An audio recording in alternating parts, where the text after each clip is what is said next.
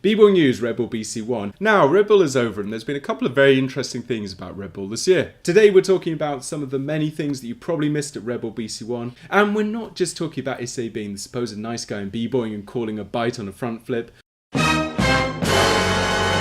Or the long-awaited return of breakbeats to Red Bull BC1. Talking about some of the things that most viewers probably missed. One of the big surprises at Red Bull BC1 this year was b-boy Uzee Rock. Now, for those that don't know, Uzee Rock is known for having a very slow and deliberate style. However, did you know exactly quite how slow his style actually was? Despite being knocked out in the top 8 and having half the rounds, Uzee Rock actually danced for longer than the eventual winner Little Zoo and Luigi. Now, you may remember that last time we crunched the stats on the b-boy competition and found that actually the b-boys that started first were more likely to win. However, this year was a bit more ambiguous, as the people that started first were no more likely to win than the people that started second, with exactly 50-50 both ways. In the b-boys, 7 of the b-boys that started first won, compared to 8 of the b-boys that started second, so almost 50-50. In the b-girls it was similar, but the opposite pattern, as 8 of the b-girls that started first won, compared to 7 of those that started second. This, of course, means that it actually doesn't seem to matter whether you start first or second, it's more about what you do when you do it. Now, on the subject of firsts, this is the first time that the same country has won both the Last Chance Cypher and Red Bull BC1. That country, of course, being Morocco. This also represents the first African continent winner as well.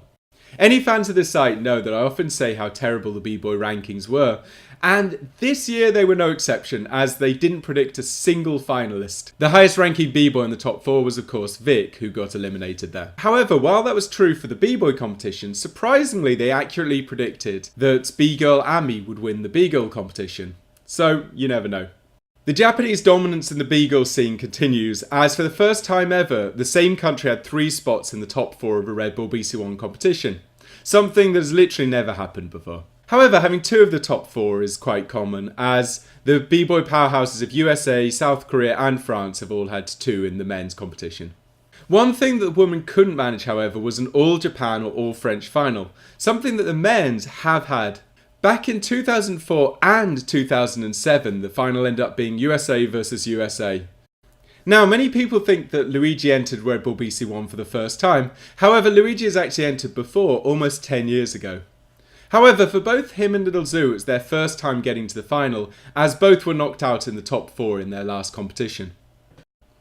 Now, 2018 marks the first year that the winner of Red Bull BC1 will not qualify for Undisputed.